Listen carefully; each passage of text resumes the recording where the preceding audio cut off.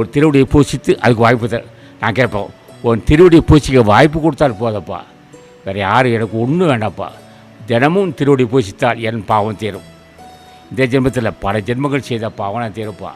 நான் பாவிதான் தாயே, என்னை என்பது கருடை கொண்டு ஒரு பார்வை பாருப்பா என்று சொன்னால் அவன் கடவுள் தன்மை அடைவான். எனக்கு முருகப்பெருமான வாசி நடத்தி கொடுத்தான்.